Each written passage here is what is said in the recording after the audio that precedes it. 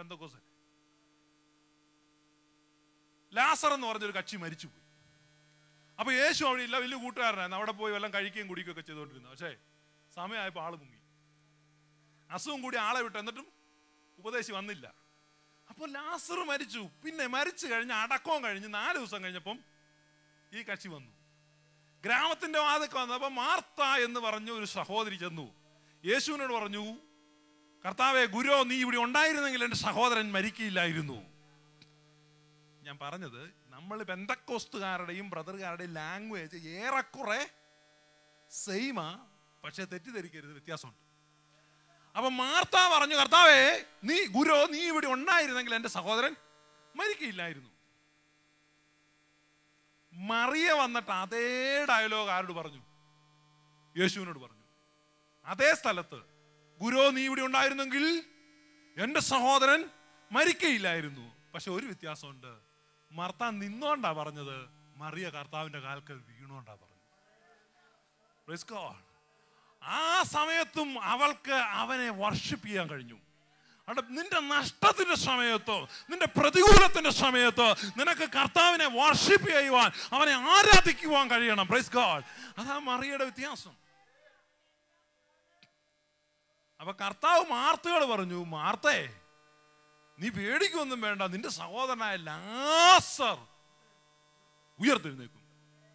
അന്നേരം മാർത്ത പറയും, കർത്താവേ, ഒടുക്കത്തെ നാളിൽ അവൻ ഉയർത്തെഴുന്നേൽക്കുമെന്ന് ഞാൻ അറിയുന്നു. കർത്താവിനെ തിയോളജി പഠിപ്പിക്കുക. ഇത് ബ്രദറുകാര്, മാർത്ത ബ്രദറായിരുന്നു. കാരണം അവള് പറഞ്ഞത്, ഞാൻ പറഞ്ഞ നിങ്ങൾ ശ്രദ്ധിക്കുക, മാർത്ത പറഞ്ഞത്, കർത്താവേ, നീ ഇവിടെ ഉണ്ടായിരുന്നെങ്കിൽ എന്ന് പറഞ്ഞാൽ മാർത്തയ്ക്ക് വിശ്വാസമുണ്ട്, പക്ഷെ ആ വിശ്വാസം ഭൂതകാലത്തിലെ വിശ്വാസമാണ്. നീ ഇവിടെ ഉണ്ടായിരുന്നെങ്കിൽ പണി പറ്റിക്കായിരുന്നു, 4 ദിവസം മുമ്പ്. പക്ഷെ now you are to late, now it is impossible. അതൊരു അടഞ്ഞ അധ്യായമാണ്, അതൊരു അടഞ്ഞ കല്ലറയാണ്, ഇനി അതൊന്നും നടക്കത്തില്ല. അപ്പൊ കർത്താവ് ഇവളുടെ വിശ്വാസത്തെ ഒന്ന് ഉണർത്താമെന്നോർത്ത് ഇവളോടൊരു ഉപദേശം പറഞ്ഞു, മാർത്തേ, നിന്റെ സഹോദരൻ ഉയർത്തെഴുന്നേക്കും. എവിടെയാണെന്നറിയോ? പിന്നെ ബ്രദറുകാർക്ക് എൻ ടൈം ഈവൻസേ ഉള്ളൂ. അപ്പോൾ കർത്താവിന്റെ കാലത്തെ കഴിഞ്ഞാൽ പിന്നെ അവരുടെ ഷോപ്പ് കാഹളം നനച്ചാലേ ഉള്ളൂ. ഇടയ്ക്കൊന്നും കർത്താവിന് ഒരു പരിപാടിയില്ല. അപ്പൊ ഇന്നലത്തെ യേശുവിൽ അവർ വിശ്വസിക്കുന്നു, നാളത്തെ യേശുവിലും അവർ വിശ്വസിക്കുന്നു, ഇന്നിന്റെ യേശുവിനെ അവർ വിശ്വസിക്കുന്നില്ല. എബ്രായർ 13:8 പറയുന്നു, യേശുക്രിസ്തു ഇന്നലെയും ഇന്നും എന്നേക്കും ഒരേ ഒരുവൻ തന്നെ. Jesus Christ is same for yesterday, today and Forever.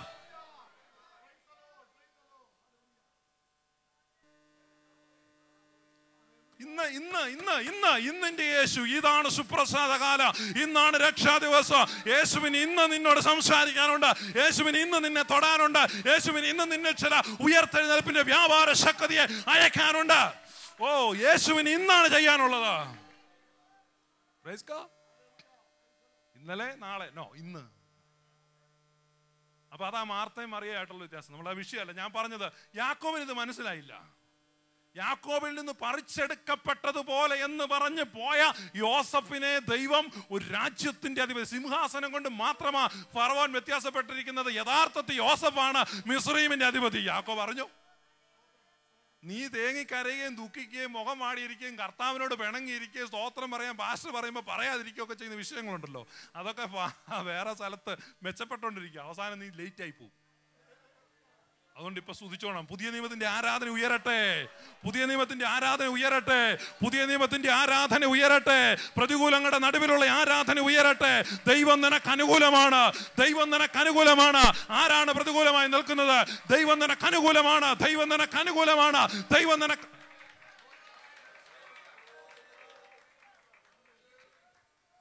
ഇത് കഥയെല്ലാം നമുക്കറിയാവുന്ന യാക്കോബ് പോയത്. അപ്പോ നിങ്ങൾക്കൊരു കാര്യം അറിയാം, യോസഫ് അകാരണമായി ഉപദ്രവിക്കപ്പെടുന്നു, അകാരണമായി കഷ്ടപ്പെടുന്നു. യോസഫിനോട് പൗലോസ് സംസാരിക്കാണ്, ദൈവത്തെ സ്നേഹിക്കുന്നവർക്ക്, നിർണയപ്രകാരം വിളിക്കപ്പെട്ടവർക്ക്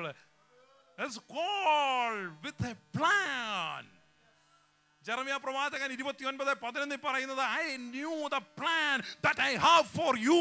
എനിക്ക് നിന്നെ കുറിച്ച് ഉള്ള ഒരു പദ്ധതി എനിക്ക് അറിയാം, അത് നിന്റെ നന്മയ്ക്ക് വേണ്ടിയുള്ള പദ്ധതിയാണ്. യോസഫേ, നീ ഇപ്പൊ മിസ്രയീമ കച്ചവടക്കാരുടെ കയ്യിൽ കിടക്കുന്നെങ്കിൽ it is a part of my plan. എന്റെ പദ്ധതിയുടെ ഒരു ഭാഗമാണ് അത്. നന്മയ്ക്ക് വേണ്ടിയുള്ള പദ്ധതിയാണ്. താൽക്കാലികമായി നീ ചില കഷ്ടതയിൽ, ചില ഞെരുക്കത്തിൽ ഇന്ന് പകൽ ധൈര്യമായിട്ടിരിക്കുക. It is a part of God's plan. ദൈവത്തിന്റെ പ്ലാന്റെ ഒരു ഭാഗമാണ് അത്. നിനക്ക് നന്മയായി തീരും. ആർക്കാ ഉറപ്പുണ്ട്? ആർക്കാ ഉറപ്പുള്ള രാമ്യം കേൾക്കാമോ? It's a part of God's plan. ദൈവത്തിന്റെ പ്ലാന്റെ പദ്ധതി. പോത്തിഫേറിന്റെ വീട്ടിൽ നിന്ന് it's a part of God's plan. ദൈവത്തിന്റെ പദ്ധതിയുടെ ഒരു ഭാഗമാണ്. Don't worry. ദൈവത്തിന്റെ പദ്ധതി പ്രകാരമാണ് നീ വിളിക്കപ്പെട്ടതെങ്കിൽ, അവന്റെ പദ്ധതിക്കകത്താണ് നീ നിൽക്കുന്നതെങ്കിൽ ധൈര്യമായിരിക്കും ബ്രദർ, ധൈര്യമായിരിക്കും സിസ്റ്റർ. ഇതിന്റെ അവസാനം ഒരു നന്മയായിരിക്കും.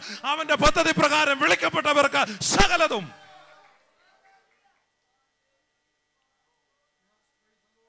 ആരെങ്കിലും ഒരാൾ പറഞ്ഞ് സകലവും?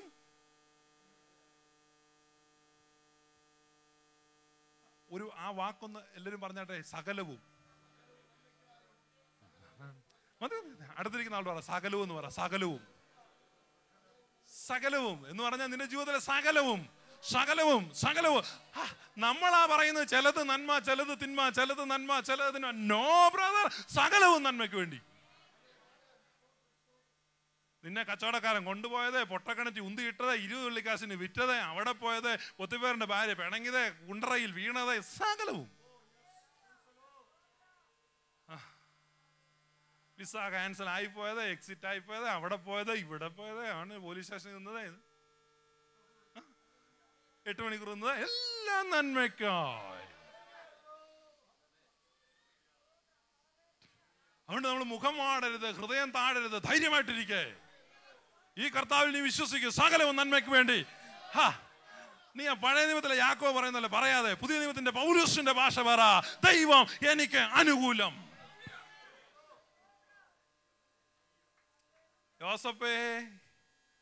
പൗലോസ് യോസഫിനെ കൗൺസിൽ ചെയ്യാണ്. യോസഫിന് ഉപദേശം കൊടുക്കുക. വായിക്കാം 8-ാം അധ്യായം, റോമാലേഖനം 8-ാം അധ്യായം 29-ാമത്തെ വാക്യം. യോസഫേ നീ ഈ കഷ്ടത സഹിക്കേണ്ടി വന്നത് എന്തുകൊണ്ട്? വായിച്ച 29. മതി. യോസഫ് ഇതാ പറ്റിയത്. തന്റെ പുത്രന്റെ സ്വരൂപത്തോടെ നിന്നെ എന്ത് ചെയ്യാണ്? അനുരൂപപ്പെടുത്തുന്ന പ്രോസസ്സാണ്. ആ പ്രോസസ്സിനകത്താണ് ഈ പ്രശ്നമെല്ലാം വന്നത്. യോസഫിനെ യേശുവിനെ കൂടെ നോക്കി കഴിയുമ്പോ, ഈ ബൈബിൾ സ്റ്റഡി ചെയ്തപ്പോൾ ഞാൻ കഴിഞ്ഞ വർഷം ഇത് പഠിച്ചതാണ്. യോസഫ് യേശുവായിട്ടുള്ള ഒരു സിമിലാരിറ്റി പഠിച്ചത്. 100 സാമ്യമുണ്ട്. യേശുവും യോസഫുമായിട്ട് 100. രണ്ടുപേരുടെയും ജനനത്തിൽ വ്യത്യാസമുണ്ട്.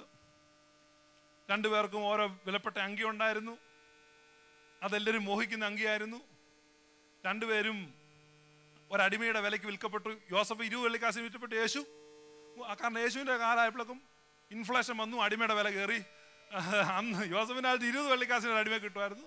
യേശുവിൻ്റെ കാലമായപ്പോൾ അത് 30 വെള്ളിക്കാശായി.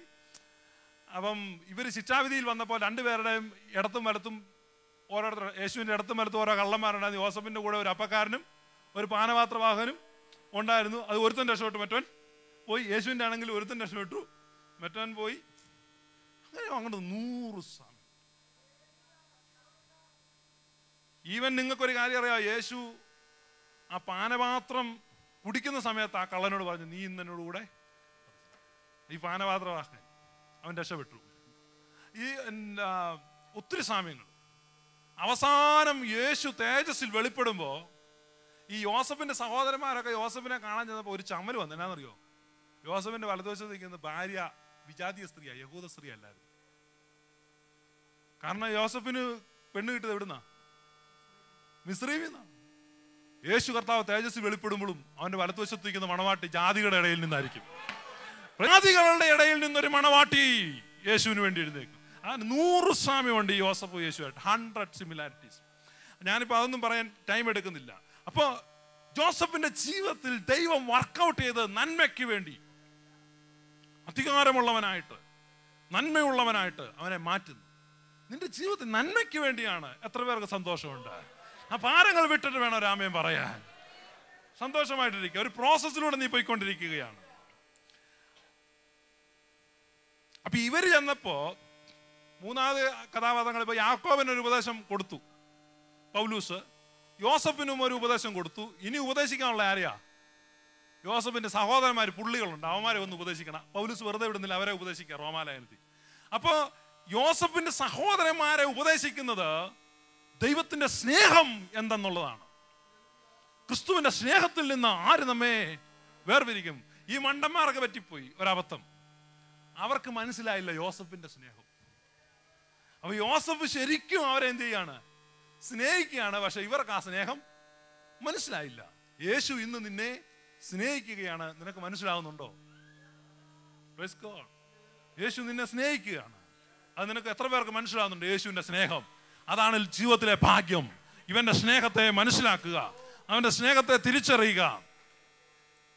ഇവിടെ 42-ാം അധ്യായം, ഉൽപ്പത്തി പുസ്തകം 42-ാം അധ്യായം, അതിന്റെ 1-ാമത്തെ വാക്യം. യോസഫ് ഭൂമിയിലുള്ള സകല മനുഷ്യർക്ക് അന്ന് എന്ത് ചെയ്തെന്നറിയാമോ? ഭക്ഷണം കൊടുത്തു. സകല ജഡത്തിനും ആഹാരം കൊടുക്കുന്നവൻ ആരാ? യേശു കർത്താവ്. അത് യോസഫ് യേശുവുമായിട്ടുള്ള സിമിലാരിറ്റി. ലോകത്തിലുള്ള സകല ആളുകളും യോസഫിന്റെ കൃപ അനുഭവിച്ചു. ഇന്ന് നിങ്ങളും ഞാനും. എത്ര പേര് വിശ്വസിക്കുന്നുണ്ട്? ഞാൻ യോസഫിന്റെ കൃപ, യേശുവിനെ അല്ലേ ഞാൻ പറയുന്നത്, യോസഫ്, ഒറിജിനൽ യോസഫിന്റെ കൃപ. കാരണം യോസഫ് ആഹാരം കൊടുത്തില്ലായിരുന്നെങ്കിൽ യഹൂദ മരിച്ചു പോയത്. യഹൂദ ഗോത്രത്തിൽ നിന്നാണ് ആര് ഉദിച്ചത്? കർത്താവ് ഉദിച്ചത്. അപ്പൊ നമ്മുടെ കർത്താവായ യേശുവിന് ജനിക്കാൻ വേണ്ടി യഹൂദ ഗോത്രം ഈ ഭൂമിയിൽ നിലനിൽക്കാൻ, ആ യഹൂദ പട്ടിണി കിടന്ന് ചാകാതിരിക്കാൻ, അവന് പോലും ആഹാരം കൊടുക്കാൻ ദൈവം ആരെയാ എഴുന്നേൽപ്പിച്ച്? യോസഫിനെ എഴുന്നേൽപ്പിച്ച്. അതുകൊണ്ട് അവന്റെ കൃപ ലോകം മുഴുവൻ ഇന്ന് അനുഭവിക്കുകയാണ്. ദൈവത്തിന്റെ പദ്ധതി അവൻ അറിഞ്ഞോ? അത് ആ കുണ്ടറെ കടന്നപ്പോ അവൻ അറിഞ്ഞോ?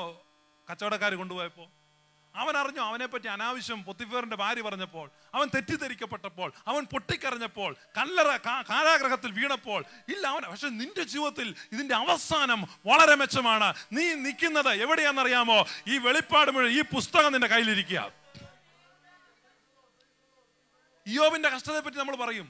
നിങ്ങൾക്കൊരു കാര്യം അറിയാം, ഇയ്യോബിന് ശേഷമാണ് ബൈബിളിലെ 1-ാമത്തെ പുസ്തകം പോലും എഴുതപ്പെട്ടെ. അപ്പൊ ഇയ്യോബിന്റെ കാലം, ആ കഷ്ടതയിൽ അവന് വായിക്കാൻ ബൈബിളിലെ ഒരു പുസ്തകം പോലും ഇല്ലായിരുന്നു. പക്ഷെ നിനക്ക് വായിക്കാൻ 66 പുസ്തകമുണ്ട്. വെളിപ്പാട് പുസ്തകം വരെ നിന്റെ കയ്യിലിരിക്കുക. അതുകൊണ്ട് നീ ഒരിക്കലും ദുഃഖിക്കേണ്ട ആവശ്യമില്ല. ധൈര്യമായിട്ടിരിക്കെ, ദൈവത്തെ ഒന്ന് സ്തുതിക്കേ. ആമേൻ, ഹല്ലേലൂയ. ഇവിടെ മിസ്രയീമിലോട്ട് ധാന്യത്തിന് പൊക്കോളാൻ ഈ സഹോദരന്മാരോട് പറഞ്ഞു. അവരവിടെ ചെന്നു. അവരെ കണ്ടപ്പോൾ യോസഫിന് മനസ്സിലായി. അതിന്റെ 11-ാമത്തെ വാക്യം ഒന്ന് വായിച്ചേ, 42-ന്റെ 11. നിങ്ങളിവിടെ ശ്രദ്ധിച്ചേ, ജോസഫിനോടാണ് ഇവരെന്ത് ചെയ്യുന്നത്? പറയുന്നത് ഞങ്ങൾ പരമാർത്ഥികളാകുന്നു. അപ്പൊ നമ്മൾ പലപ്പോഴും യേശുവിന്റെ മുമ്പിലുള്ള നമ്മുടെ സാക്ഷ്യവും നമ്മുടെ ഏറ്റുപറച്ചിലും ഒക്കെ ഇങ്ങനെയായിരിക്കും. 10,000 കോടി സൂര്യനേക്കാൾ പ്രകാശമുള്ള കണ്ണുകളോടുകൂടെ നമ്മുടെ ഹൃദയങ്ങളെയും ഉൾപ്പൂവുകളെയും ആരാഞ്ഞറിയുന്നവൻ, ആഴങ്ങളെ കാണുന്നവൻ, അവന്റെ മുമ്പിൽ ഒരു വാചകവും വേണ്ട. ആരെ? ഇവനെ പിടിച്ച് കിണറ്റിലിട്ട് പിന്നെ കിണറ്റിൽ നിന്ന് വലിച്ചു കയറ്റി കച്ചവടക്കാർക്ക് വിറ്റ് ഇല്ലേ? പിന്നെ അവന്റെ പേരിൽ ഒരു മൃഗത്തെ കൊന്ന ആ രക്തം ഒരു തുണിയെ പുരട്ടി ആ തുണി കൊണ്ട് അവന്റെ അപ്പനെ കാണിച്ചു. അപ്പൊ യോസഫിന്റെ രക്തം എന്നതുപോലെ രക്തം ആരുടെ സന്നിധിയിൽ കൊണ്ടുപോയി? അവന്റെ അപ്പന്റെ സന്നിധിയിൽ കൊണ്ടുപോയി. ഇവിടെയോ യേശുവിന്റെ സാക്ഷാൽ രക്തം പരിശുദ്ധാത്മാവ് പിതാവിന്റെ സന്നിധിയിലേക്ക് കൊണ്ടുപോയി. എബ്രായലേഖനം പറയുന്നു, നിത്യാത്മാവിനാൽ തന്നെത്താൻ അർപ്പിച്ച യേശുവിന്റെ നിഷ്കളങ്ക രക്തത്തെ ദൈവസന്നിധിയിലേക്ക് പരിശുദ്ധാത്മാവ് കൊണ്ടുപോയി. ഞാൻ പറഞ്ഞ യേശുവും യോസഫുമായിട്ടുള്ള സിമിലാരിറ്റി നിൽക്കുന്നില്ല, ഇങ്ങനെ അങ്ങ് പോയിക്കൊണ്ടിരിക്കുക. സകലത്തിലും അവർ തമ്മിൽ സാമ്യമുണ്ട്. ഇതുപോലെ യേശുവുമായിട്ട് സാമ്യമുള്ള വേറെ പഴയ നിയമ കഥാപാത്രം ഇല്ല. യോസഫാണ് ഏറ്റവും അടുത്ത് നിൽക്കുന്നത്. അപ്പോൾ ഈ യോസഫിനോടാണ് ഈ സഹോദരന്മാർ ഏതാ? ഞങ്ങൾ വളരെ വിശുദ്ധന്മാരാണ്. അപ്പോൾ യോസഫിന് അറിയത്തില്ല ഇവൻ എന്ത് വിശുദ്ധി, ഇവനെ കുഴിയിലിട്ടതും വിറ്റതും ഒക്കെ ഇവരല്ലേ. ആ കാശ് എണ്ണി മേടിച്ചവർ വന്നെന്ന് പറയാം, ഞങ്ങളാണ് ഡീസന്റ് ആളുകളാണ്, ഒരു കുഴപ്പമില്ല. ഇവിടെ നോക്കുക, 23-ാമത്തെ വാക്യം ഒന്ന് വായിച്ച 42-ന്റെ. യോസഫ് എന്തെന്നറിയാമോ? അവരെ വിട്ടു മാറിപ്പോയി പൊട്ടിക്കരഞ്ഞു. കാരണം നിങ്ങളുടെ പാപങ്ങളെ ഓർത്ത് ഞാൻ രഹസ്യത്തിൽ കരയും. യെരമ്യാ പ്രവാചകൻ പറയുകയാണ്, പ്രിയമുള്ളവരെ, നാം യേശുവുമായിട്ടുള്ള റിലേഷൻ ബന്ധത്തിൽ പുറകോട്ട് പോകുമ്പോൾ, നാം അകന്നു പോകുമ്പോൾ, നാം പ്രാർത്ഥനയിൽ കുറഞ്ഞു പോകുമ്പോൾ, അവനോടുകൂടെ സമയം ചെലവഴിക്കാതെ മറഞ്ഞു പോകും. ഉണ്ടല്ലോ, നമ്മൾ ബിസിയായി അഭിനയിക്കുന്നു, നമ്മൾ അങ്ങനെ പോകുന്നു, ദൈവവചനം ധ്യാനിക്കുന്നില്ല, പ്രാർത്ഥിക്കുന്നില്ല, കർത്താവിനോട് സംസാരിക്കുന്നില്ല, കർത്താവിന്റെ സ്വരം കേൾക്കുന്നില്ല. നമുക്കറിയാം കർത്താവ് പറഞ്ഞാൽ ഈ വിഷയത്തിൽ എതിരെ പറയുള്ളൂ. അതുകൊണ്ട് കർത്താവ് നീ മിണ്ടണ്ട, കേൾക്കാൻ നമ്മൾ എന്ത് ചെയ്യുന്നില്ല, തയ്യാറാകുന്നില്ല. അങ്ങനെ ചില ആളുകൾ ഇതിനകത്തുണ്ട്. ഇപ്പൊ തൊട്ടൊന്നും പറയാൻ പോകുന്നില്ല. കാരണം കർത്താവ് പറയുന്നത് ലിസൺ ചെയ്യേണ്ടി വന്നാൽ നീ ചിലത് തിരുത്തേണ്ടി വരുമെന്ന് അറിഞ്ഞ് കർത്താവിനെ ലിസൺ ചെയ്യാതെ നീ മനഃപൂർവ്വം ഒഴിഞ്ഞു പോകുമ്പോൾ എൻ്റെ യേശു എന്ത് ചെയ്യുമറിയോ? അവൻ കരയുക. അല്ലാതെ അവൻ നിന്റെ നേരെ കുന്തമൊന്നും അറിയുന്നില്ല, അവൻ കരയുകയാണ്. ഈ സഹോദരന്മാരുടെ ഈ അഭിനയം കണ്ടപ്പോൾ, ദൈവമക്കളുടെ അഭിനയം കാണുമ്പോഴാണ് ദൈവം ഏറ്റവും ദുഃഖിക്കുന്നത്. ഉണ്ടല്ലോ, നമുക്കൊരു അഭിനയമൊക്കെ ഉണ്ടല്ലോ. നീ പ്രത്യേകമായ നാട്യങ്ങളോടുകൂടെ ദൈവസന്നിധിയിൽ ആരാധിക്കുന്നത് കാണുമ്പോൾ ദൈവം പൊട്ടിക്കരയുകയാണ്. നോക്ക്, ഈ സഹോദരന്മാർ എത്ര ഡീസൻ്റാ, വളരെ മിടുക്കന്മാരായിട്ട് വന്നു. ഞങ്ങളെല്ലാം ലൈനായിട്ട് നിൽക്കുന്നു, ഞങ്ങളെ കണ്ടില്ലേ, ഞങ്ങളെ പോലെ ഡീസൻ്റ് ആളുകളുണ്ട്. നോക്ക് എത്ര മിടുക്കന്മാരാ, ഞങ്ങൾ നിൽക്കുന്ന കണ്ടില്ലേ എന്ന് ചോദിച്ചാൽ യോസഫ് എന്ത് ചെയ്യും? മാറിപ്പോയി കരയുക. ഇനി എൻ്റെ 31 വാക്യം, 42-31. ഇത് കഴിഞ്ഞ് യാക്കോബിന്റെ അടുത്ത് ഇവർ തിരിച്ചു വന്നിട്ട് പറയാണ്, നമ്മൾ പട്ടിണി കിടക്കും, ഇനി എങ്ങനെയെങ്കിലും ഞങ്ങൾ മിസ്രയീമിൽ ഒന്നുകൂടെ പോയി കുറെ ധാന്യം കൂടെ കൊണ്ടുവരാന്ന് പറഞ്ഞപ്പോൾ യാക്കോബ് ഒരു ഉപായം പറഞ്ഞു കൊടുക്കുക. യാക്കോബ് എന്നുള്ള വാക്കിന്റെ അർത്ഥം എന്നാ? ഉപായം. അവൻ ഉപായത്തിന്റെ ഉസ്താദ്. അപ്പം യാക്കോബ് മക്കൾക്ക് ഒരു ഉപായം പറഞ്ഞു കൊടുക്കുക. യാക്കോബ് പറഞ്ഞു കൊടുത്ത ഉപായമാണ് യാക്കോബിന്റെ ഉപായം. യാക്കോബിന്റെ ഉപായം പിടിക്കുന്നവരാണ് യാക്കോബായക്കാര്. ഞാനൊക്കെ യാക്കോബായക്കാരൻ. അല്ല, യാക്കോബിന്റെ ഉപായം എന്നതാണെന്നറിയോ? 43-ാം അധ്യായം 11-ാമത്തെ വാക്യം ഒന്ന് വായിച്ചു നോക്കി. അപ്പം യാക്കോബ് ഒരു ട്രിക്ക് പറഞ്ഞു കൊടുത്തു. അപ്പം പറഞ്ഞു, മിസ്രയീമിന്റെ അധിപതി ഭയങ്കര ജ്ഞാനമുള്ളവനും ഭയങ്കര കഴിവുള്ളവനും എന്നെല്ലാം അപ്പനോട് പറഞ്ഞപ്പോൾ അപ്പം പറയാ, ഡോണ്ട് പറയാം, ഞാനൊരു ബുദ്ധി പറയാം. നിങ്ങൾ പോകുമ്പോ ഇവിടുന്ന് കുറെ സുഗന്ധ പശ, കുറെ തേൻ, സാമ്പ്രാണി, സെന്നിനായകം, പിന്നെ പറഞ്ഞ കുറെ പിസ്റ്റാഷിയോ പരിപ്പ്, പിന്നെ കുറച്ച് ആൽമണ്ട് പരിപ്പ്, അതായത് ബോർഡറണ്ടി ബദാമണ്ടി എന്നൊക്കെ. അപ്പൊ പിസ്റ്റാഷിയോയും ആൽമണ്ടും കുറെ ഹണിയും ഒക്കെ കൂടെ എന്ത് ചെയ്യാ കൊണ്ട് സോപ്പിടാൻ പറഞ്ഞു ദൈവസന്നിധിയിലെ യോസഫിന്. അവന്റെ അകത്ത് വീണ മുറിവെന്നാന്ന് അറിയാത്തോണ്ടാ.